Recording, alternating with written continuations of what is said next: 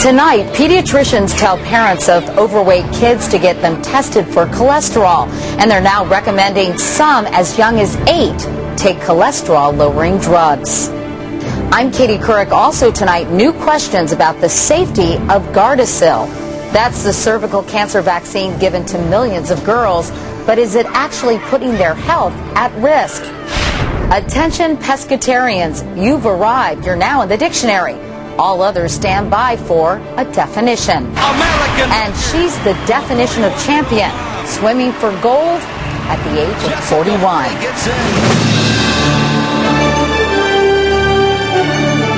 This is the CBS Evening News with Katie Couric.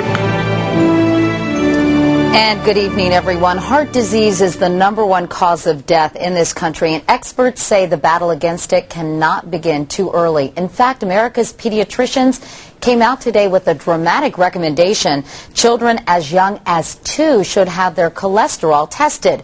And if needed, kids as young as 8 should start taking cholesterol-lowering drugs. We begin tonight with Nancy Cordes. Cholesterol disease used to be associated with adults. Not anymore. Eating healthy is important, right? Pediatric cardiologist Craig Sable says he's seeing kids as young as 5 and 6 with cholesterol problems. Well, I think the sheer number of children that are overweight, are less active, and have significant elevations of cholesterol has grown exponentially since I've started practicing 13 years ago. And with the evidence mounting that elevated cholesterol at this age can lead to heart disease at this age, the American Academy of Pediatrics is issuing aggressive new guidelines. They say children who are overweight, obese, or have a family history of cholesterol disease should have their cholesterol tested as early as age 2 and no later than age 10. And for the first time, they recommend treating some children as young as 8 with cholesterol-lowering drugs, or statins. The old guidelines said statins should be used only as a last resort and only in children ages 10 and up. Dr. John LaRosa, who studies statins, says he's surprised. We have very little evidence that it does any good to start lowering cholesterol with drugs in children to prevent something that might not happen for 20 or 30 years down the line. What are the risks of a child that young using statins? And there can be risks to some of the organs like the liver and the blood pressure, but I think that if you monitor the medicines closely, you can minimize the risks. Those risks, he argues, are vastly outweighed by the risks of doing nothing. Coronary artery disease, heart attacks, and strokes later in life. Doctors say that the new guidelines are somewhat appropriate. They now recommend that overweight children as young as 1 year old, Katie, should be switched to low-fat dairy products like 2% milk. All right. Nancy Cordes in Washington. Nancy, thank you. Dr. John LaPook is our CBS News medical correspondent. John, clearly this is going to be pretty controversial, but at what point should parents think about treating their kids for high cholesterol?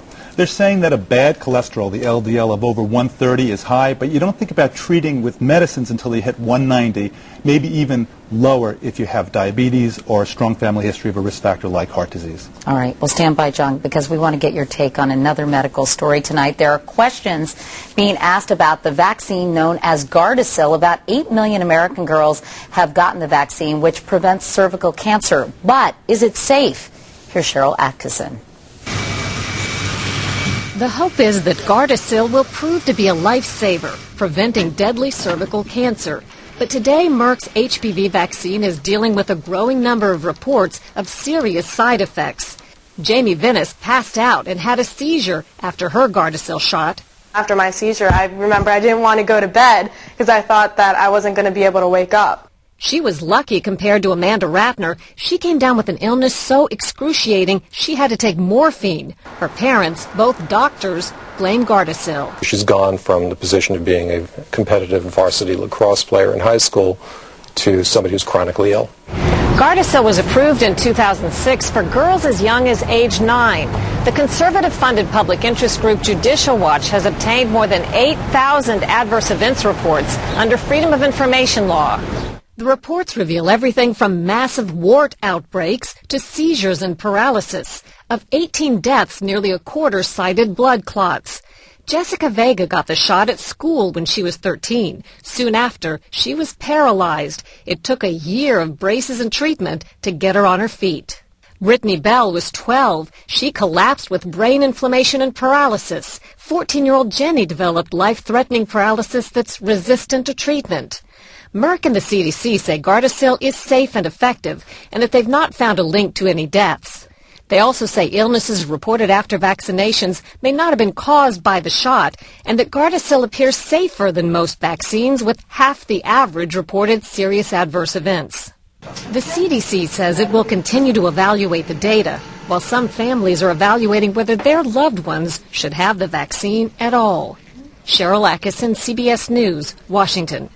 So, John, these anecdotes are pretty scary. What are the experts telling you? I spoke to officials from the CDC and FDA today, and they said they look at this all the time. For now, it's safe and effective. They do want people to report any side effects that are happening. That doesn't always happen. And they say there's something people aren't reporting and that aren't being careful about, that is fainting. People can faint after this vaccine, and they're saying they can hurt their head, and they've got to stay there for about 15 minutes in the doctor's office. All right, lots of parents may be wondering, what should I do about my daughters, given this story? What would you recommend? Katie, this is a vaccine that can prevent cancer, okay, on the one hand. On the other hand, you have to give all the vaccines, all 3 vaccines, before the girl is sexually active. And they're saying in some cases to give it as early as age 9. You get a vaccine that's only been out there for about 2 years, so what do? I think you talk to your doctor and say, in my own girl's case, is it reasonable to wait a little bit while still being responsible to see if some other side effects happen? But the bottom line is talk to your doctor. Talk to your doctor. All right, John LaPook. John, thank you. We have an update now on the health of Senator Edward Kennedy. He is halfway through 6 weeks of radiation and chemo for brain cancer, and his wife says he's doing well but does get tired. In an email to family and friends, Vicki Kennedy says the senator describes his cancer as a bear, but she adds he's a lion, and she's betting on the lion. Meanwhile, in the presidential campaign, the Democratic Party announced today the final night of the party's convention in Denver next month will be moved outside. Barack Obama will accept the nomination at Invesco Field, where the Broncos play football. The stadium seats 76,000 people. Meanwhile, Senator Obama had to postpone a trip to North Carolina today. His plane from Chicago made an unscheduled landing in St. Louis after a problem developed in the tail. Senator Obama ended up delivering a speech from St. Louis. Both he and John McCain, who campaigned in Denver, are this week making the economy job one. Here's Chip Reed. Both presidential candidates laid out their economic plans today. For John McCain, there are 2 basic themes: cut spending. I'll veto every single bill with wasteful pork barrels spending on it. You can count on it. And cut taxes. The choice in this election is stark and simple. Senator Obama will raise your taxes. I won't. A position that had some passionate fans at today's town meeting in Denver. They want your tax us when we eat. You tax us when we sleep. You tax us every which way. Get off of my back! If you're not busy, I'd like to take you with me wherever I go. McCain also now supports extending the Bush income tax cuts, even though he once opposed them as too generous to the wealthy. Barack Obama says McCain's switch is more evidence that a McCain presidency would be more of the same. John McCain's policies are essentially a repeat, a regurgitation of what we've been hearing from the Republican Party. Obama's plan is to roll back the Bush tax cuts for the wealthy and use the savings for a middle-class tax cut. If you make less than $250,000, you will not see a tax increase under my plan, no matter what John McCain says. A recent study by the Nonpartisan Tax Policy Center says Obama's plan would give a cut of more than $1,000 to families making between $37,000 and $66,000 a year. Under McCain's plan, they'd get just $319. On spending, Obama wants to jumpstart the economy with another round of stimulus checks for taxpayers to the tune of $50 billion. The real question for Barack Obama is, how do you pay for all these goodies you want to dole out on the campaign trail? As for the price of gas, both candidates have elaborate plans for bringing it down in the long run, but neither one offers much in the way of short-term relief. Katie? Chip Reed on Capitol Hill. Chip, thank you.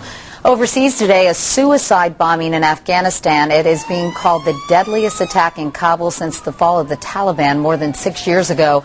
At least 41 people were killed, 150 others were wounded. The bombing was outside the Indian embassy, but it shook buildings throughout the city. In Japan, the G8 summit got underway today. It's the last one for President Bush, who met face-to-face with Russia's new president, Dmitry Medvedev, for the first time since he succeeded Vladimir Putin. For the host country, no issue is more important than relations with North Korea. And as Jim Axelrod reports, it's a deeply personal issue for the Japanese. North Korea's recent steps to dismantle its nuclear weapons program were hailed by President Bush. But to hear him tell it, progress for peace with North Korea may hinge on this child's face as well. The United States will never forget the abduction of Japanese citizens by the North Koreans. Her name is Megumi Yokota. 31 years ago, this bright-eyed girl who loved hanging from jungle gyms and mugging for the camera disappeared walking home from school. She was 13. North Korean agents kidnapped Megumi and 12 other Japanese citizens to help teach spies Japanese customs. We're talking about children being snatched off the streets and beaches of Japan. Patty Kim's documentary tells this astonishing tale. You could describe Japan's abduction issue, as it's known in Japan, as Japan's 9/11. For 25 years, the families lived with the heart-wrenching mystery of what happened to their kids, until North Korea's dictator Kim Jong-il, face-to-face with Japan's prime minister, admitted to the kidnappings. 5 of the 13 victims would be returned after decades in captivity. Megumi wasn't one of them. The North Korean said she had committed suicide at the age of 29. But when the remains they provided didn't match her DNA, Megumi became a powerful symbol of Japan's national mistrust of North Korea. The story of the Japanese abductions and the nuclear talks are inextricably intertwined. Mr. Bush is well aware that mistrust threatens any deal with North Korea. He must have Japan on board. I have just had one of the most moving meetings since I've been the president. But Oval Office promises to Megumi's mother 2 years ago that the families would get answers ring hollow here. Strong emotions, just what you'd expect when negotiations with an enemy move center stage, and such an uncommonly haunting face frames the issues. Jim Axelrod, CBS News, Hokkaido, Japan. And there is much more CBS News ahead. Up next, the solar solution. Letting the sun shine in could be an answer to our energy problems, but going green can cost a lot of green.